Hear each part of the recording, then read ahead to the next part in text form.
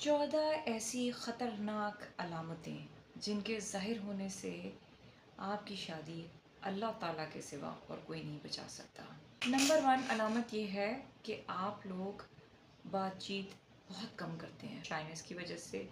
Over respect की वजह से भी मियाँ बीवी आपस में बात करनी कम कर देते हैं, एक दूसरे को टाइम देना कम कर देते हैं, एक दूसरे को निगलेक्ट करना शुरू कर देते हैं, जिसकी वजह से वो आपस में उस तरह से हंसी मजाक और एक फ्रेंडली एटमोसफियर से बाहर आ जाते हैं, जिसकी वजह से वो आपस में बात नहीं कर पाते। नंबर 2 है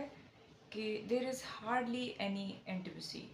अब इस अगर हम साइन को देखें तो इस साइन का मतलब ये है कि आप दोनों के अंदर गुर्बत जो है वो भी ना होने के बराबर है। अब इसमें भी अगर हम देखें तो family system, joint family system या फैमिली में बहुत सारे मेंबर्स होने की वजह से आप दोनों एक दूसरे को टाइम नहीं दे सक रहे, जिसकी वजह से भी आप दोनों की शादी जो है वो उस हद तक पुरकशिश और खुशगवार और मेयारी नहीं बन पा रही। तीसरी बहुत बड़ी वजह ये है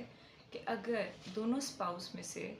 कोई एक दूसरे स्पाउस को नापसंदगी की वजह से घर में बहुत ज़्यादा वक्त नहीं गुजार रहे, वो बीवी भी हो सकती हैं, वो शौहर भी हो सकते हैं। शौहर का ज़्यादातर दोस्तों के साथ, दोस्त अहबाब, बाहर के लोगों के साथ वक्त गुजरने का मतलब भी यही है कि वो अपनी स्पाउस को उतना वक्त नहीं दे रहे जितना देना चाहिए, क्वालिटी टाइम उनके साथ स्पेंड नहीं कर रहे, या आइदर बीवी जो है वो अपने मियाँ के साथ उतना क्वालिटी टाइम स्पेंड नहीं कर रही जितना करना चाहिए। ज़्यादातर मायके, अपने रिश्तेदार, अपनी बहनों के साथ और अपने रिलेटिव्स के साथ उस हद तक टाइम गुजार रही हैं। नंबर 5 बहुत ही बड़ी और बहुत अहम अलामत है, रिश्ते में से जज्बात ख़त्म हो जाना। अब इस अलामत का क्या मतलब है?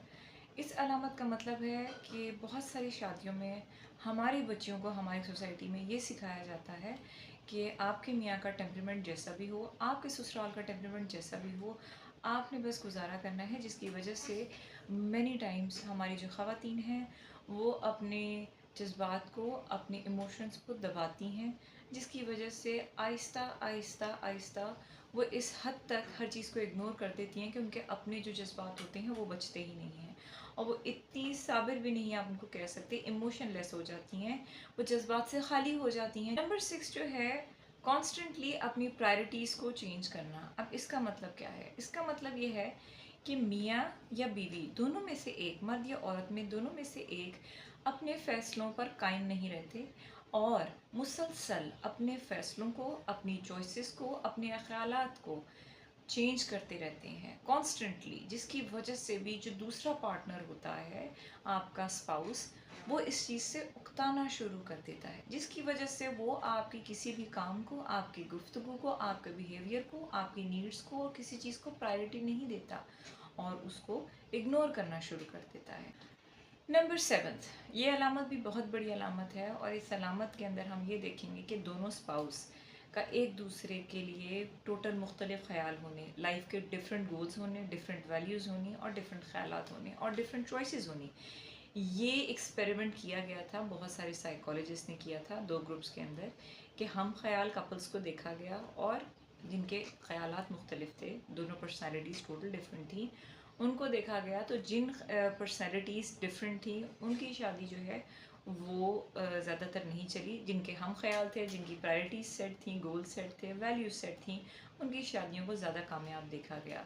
वो इसलिए क्योंकि जब एक ही मकासद होंगे दोनों स्पाउसेस के, तो वो उसकी तरफ उतना एफ़र्ट करेंगे। नंबर 8 जो है वो बहुत बड़ी वजह है, जो कि हमारे माशरे में नहीं, ऑल ओवर द वर्ल्ड ये वजह पाई जाती है, कॉन्स्टेंट क्रिटिसिज्म और कॉन्स्टेंट बुलिंग और कॉन्स्टेंट अपनी बीवी का मजाक उड़ाना, ख़ुद एतमादी को कम करना। यहाँ तक कि बीवी इतनी कॉन्शियस हो जाती है कि वो अकेले में भी अपने आप से भी बातें करना शुरू कर देती हैं समटाइम्स। मेरे मियाँ को तो मेरे बारे में कुछ भी पसंद नहीं, ना मेरा खाना, ना मेरी शक्ल, ना मेरी अकल। जब आप कॉन्स्टेंटली एक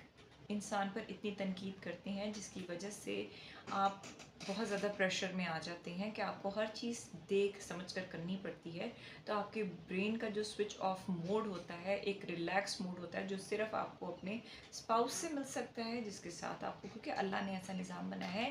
कि मर्द औरत का और औरत मर्द का लिबास है, तो यहाँ पे वो कॉन्सेप्ट बिल्कुल उल्टा हो जाता है, जिसकी वजह से अगर औरत मर्द के साथ, अपने शौहर के साथ कंफर्ट पाती है, या शौहर अपनी बीवी के साथ कंफर्ट पाता है, तो ये दोनों ही एक दूसरे के साथ वो कंफर्टेबल लेवल जो है वो लूज़ कर जाती हैं। ख़वातीन भी बहुत ज़्यादा बुलिंग करती हैं अपने शौहरों के साथ, जिसकी वजह से बहुत ज़्यादा मेंटल डिसऑर्डर्स भी पाए गए हैं। नाइन्थ, नौवीं अलामत बहुत ही ख़तरनाक अलामत है, और इस अलामत में किसी भी किस्म का एडिक्शन होनी, वो शौहर को भी हो सकती है, बीवी को भी हो सकती है। आइदर अब ये एडिक्शंस हो किस किस चीज़ की सकती हैं, ये ड्रग्स की भी हो सकती है, जिसमें शराब पीना, नशे करना, या अडल्ट्री, फॉर्निकेशन और इस तरह की बहुत सारी और एडिक्शंस हैं जो कि हो सकती हैं। अगर ये अलामत शादी से पहले ही जिस शख्स में पाई जाए, वो या मर्द में हो सकती है या औरत में हो सकती है, तो अगर ये शादी से पहले थी, अगर इग्नोर की गई, तो ये शादी के बाद और बढ़ती चली जाएगी। और ये भी बहुत बड़ा रीज़न होता है कि आप 10 साल बाद या 25 साल बाद भी शादियां जो हैं उनका इख्तिताम तलाक पर ही होता है। जब आप एडिक्शन में होते हो तो आप इस हद तक चले जाते हैं पेशेंट्स के वो किसी भी किस्म का अटैक करने से गुरेज नहीं करते। वो किसी भी किस्म का अटैक हो सकता है, यहाँ तक कि जानी अटैक्स भी देखे गए हैं। नंबर 11, नंबर 11 ऐसी अलामत है जो कि बहुत ही सीरियस अलामत है। ये भी हमारे माशरे का ही मसला नहीं है, पूरी दुनिया की ख़वातीन का मसला है। और पूरी दुनिया की ख़वातीन ही नहीं बल्कि काफ़ी सारे मर्दों का भी ये मसला है। दे आर अनहर्ड, उनकी बात को मुकम्मल नहीं होने दिया जाता, या उनकी बात को बिल्कुल भी तवज्जो नहीं दी जाती, उनकी बात को इम्पोर्टेंस नहीं दी जाती, उनकी बात को सुना नहीं जाता। तो बहुत सारी ख़वातीन कंप्लेन करती हैं कि जी हमारी शादी के बाद हमारी बात को सुना नहीं गया, हमें खामोश करा दिया गया है, मेरे शौहर को बोलना पसंद नहीं है। बहुत दफ़ा शौहर ये बात करते हैं जहाँ पे फीमेल डोमिनेंस पाई गई है। नंबर 11,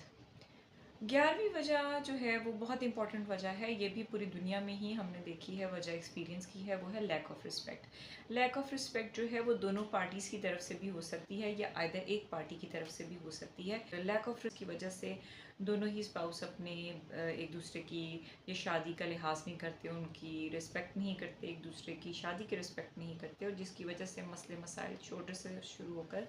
बड़े बड़े मसले पैदा होने लग पड़ते हैं कि एक दूसरे को बड़ी से बड़ी डिसीजन या एक से बड़ी कोई चीज़ हो जाना, और हम इसको इम्पॉर्टेंट ना समझें कि हमें एक दूसरे को इससे अवेयर रखना है। नंबर 12 भी जो है वो हमारे माशरे का ही नहीं, ये भी पूरी दुनिया का ही मसला है, और ये मसला है फाइनेंशियल इंस्टेबिलिटी का, फाइनेंशियल अनसर्टनिटी का। मर्द हजरात जो हैं वो कमाते नहीं हैं और ख़वातीन को कमाना पड़ता है, या जहाँ पर बहुत ज़्यादा पैसे होने के बावजूद मर्द हजरात जो हैं वो फाइनेंशियल इंस्टेबिलिटी ही बरकरार रखते हैं इन स्टेट ऑफ कि कुछ ऐसा बिज़नेस कर लिया, कोई वेंचर ऐसा कर लिया, या कोई गैम्बलिंग या इस तरह की एडिक्शन आ गई जिसकी वजह से जो है फैमिली में पैसा ना ठहरना, ना टिकना, उसको सही जगह इन्वेस्ट ना करना, ये जो भी मसाइल हैं जिसकी वजह से फाइनेंशियल इंस्टेबिलिटी कंटिन्यू रहे, इस वजह से भी जो है ये बहुत बुरा असर आपकी शादी पे देता है। क्योंकि जो शादी है वो बेसिकली ट्रू मायनों में औरत को अपना किरदार अदा करना होता है, मर्द को अपना किरदार अदा करना होता है। जब दोनों में से कोई भी अपना किरदार को अदा ना कर सके और एक ही बंदे पे 100% बोझ आ जाए, तो जिसकी वजह से शादी इतनी कमज़ोर हो जाती है कि उसका एंड जो है वो तलाक पर होता है। Number 13, lack of empathy, lack of remorse. अब इसका क्या मतलब है? इसका मतलब ये है कि आपकी शादी में ना ही पछतावा है, ना आपकी शादी में कोई भी हसासियत है, ना ख्याल है, और ना ही आप एक दूसरे के लिए उतने हमदर्द हैं। स्पाउस जो है वो हमदर्दी नहीं देखता है, या वो एक गलती करने के बाद जो है वो देखता है कि अगर स्पाउस ने गलती की है और उसने पछतावा नहीं दिखाया है, रिमोर्स नहीं दिखाया है, जिसकी वजह से कशीदगी बहुत फैल जाती है। तो अगर बीवी की तरफ से गलतियां हो रही हैं, लड़ाई झगड़े हैं, और वो माफ़ी की तरफ नहीं आ रही, उनको पछतावा नहीं हो रहा है, उनमें चेंज ऑफ बिहेवियर नहीं देखने को मिल रहा, तो शौहर जो है वो इस बात से उकताना शुरू कर देते हैं और वो ये तस्लीम कर लेते हैं कि इन्होंने आगे बदलना नहीं है। So the same is with the wife. अगर वाइफ को ये पता चले कि husband is not going to change, he is going to remain constant like that, और जो मिस्टेक्स वो कर रहे हैं वही रिपीट होती रहेंगी फ्यूचर में। नंबर 14 और आखिरी रीज़न जो है इनबिलिटी टू कॉम्प्रोमाइज़ का मतलब ये है कि अगर दोनों जो पार्टीज़ हैं, आइदर औरत या मर्द, दोनों में से कोई भी कॉम्प्रोमाइज़ करने को तैयार नहीं है। ये लास्ट स्टेप होता है, हम साइकोलॉजिस्ट यही बताते हैं कि अगर